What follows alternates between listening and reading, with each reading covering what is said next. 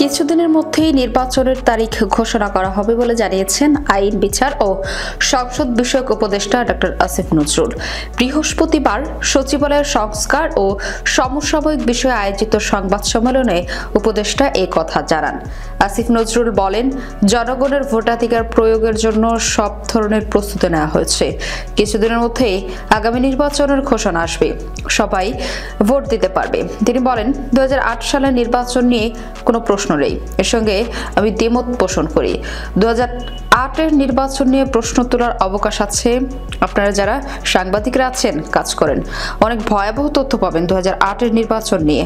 আইন উপদেষ্টা বলেন, বর্তমান সরকার বিভিন্ন ক্ষেত্রে অনেক গুরুত্বপূর্ণ সংস্কার করেছে, বিশেষ করে আইনি সংস্কার, প্রাতিষ্ঠানিক সংস্কার ও ডিজিটালাইজেশন। তিনি বলেন, রাজনৈতিকভাবে হয়রানিমূলক প্রায় 16,000 মামলা প্রত্যাহারের সুপারিশ করেছে আইন মন্ত্রণালয়। এতে কয়েক লাখ রাজনৈতিক নেতাকর্মী ও স্বাধীন মতের মানুষ হয়রানি থেকে মুক্তি পেয়েছে।